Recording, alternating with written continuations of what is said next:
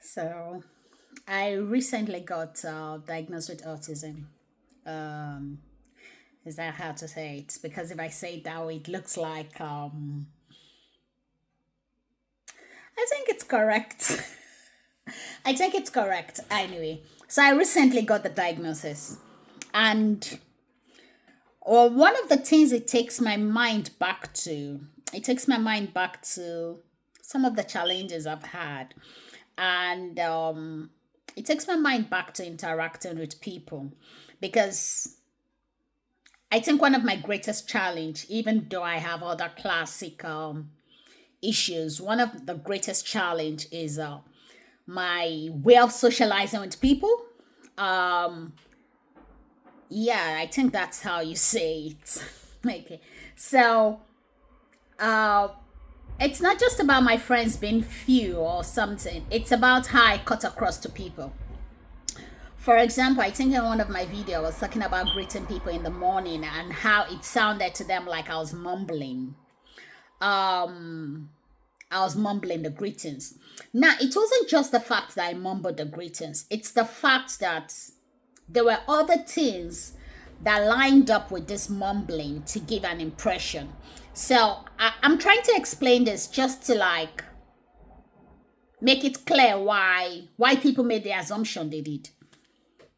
So I would say good morning in the morning, right?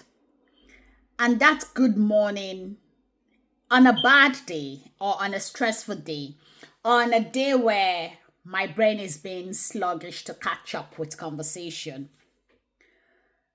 the sound wouldn't come out. I wasn't aware. It's strange because apparently you can hear yourself even on a very low volume because the sound is being produced in your head, so you kind of can hear. And so I would assume that they can hear me. Of course, there were days where I can tell that they didn't hear me because I didn't hear myself.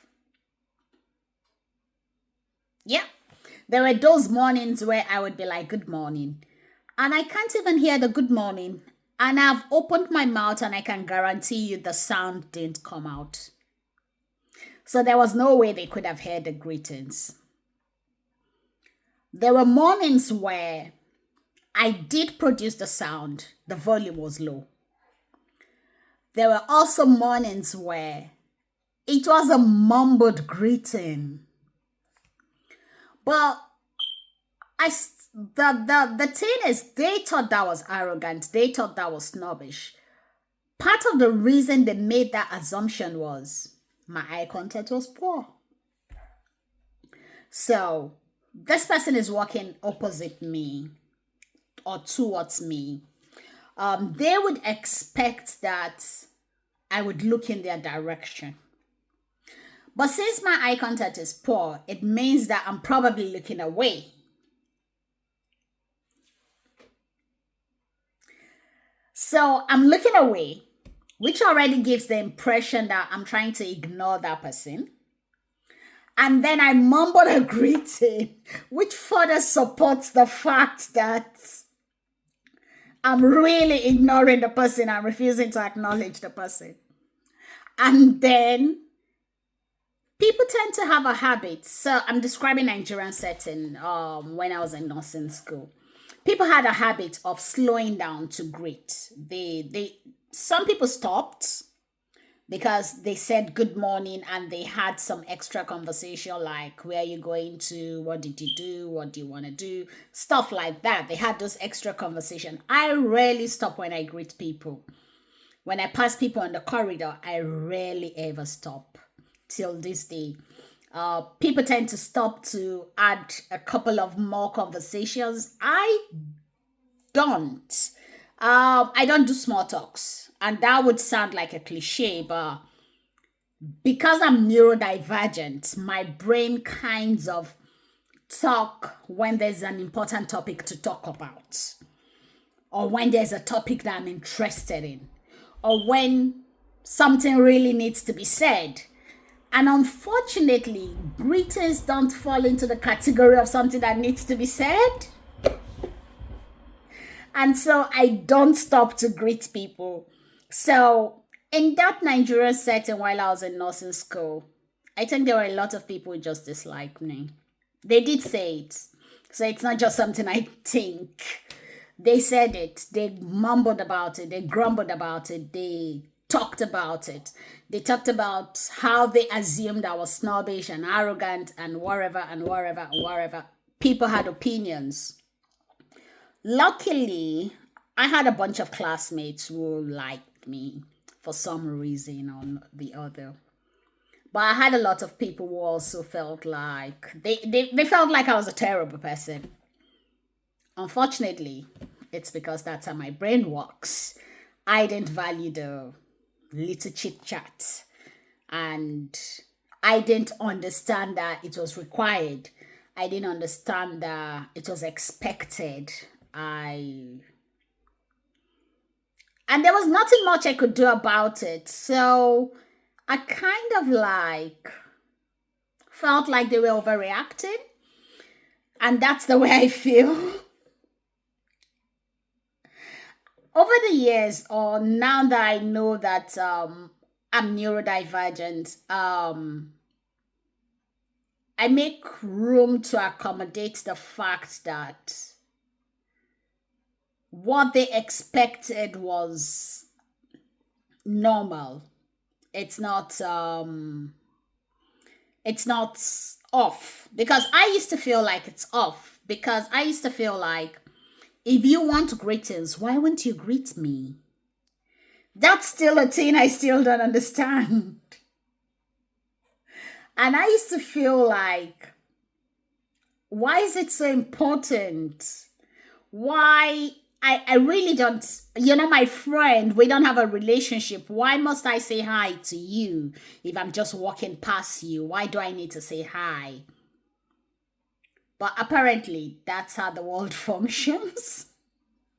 People people throw random greetings and have random conversations and chit chats, and that's normal and that's fine and that's okay.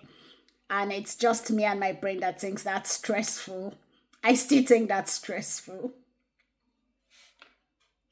Well, I just wanted to clarify that it's understandable that they felt I was being hostile towards them. It's a combination of things. It's the fact that I didn't make the eye contact. It's the fact that I actually actively looked away after seeing them. So for them, that was me saying, no, I'm not interacting with you. But the truth is, I have poor eye contact. So I tend to look away once I've looked towards you. That was one. And then, of course, I'm face blind. So I might, in a lot of situations, I actually don't recognize people. So it's very possible that I didn't recognize the person talking to me. So I think the point I'm trying to make is the way they say it in the neurodivergent communities. It's a mismatch between the neurodivergent brain and the society. It's just a mismatch. It's the fact that the things that they expected to be normal just happen to be the things that the neurodivergent brain struggles with, struggle to comprehend why it's required. I think that's the struggle I've had my whole life.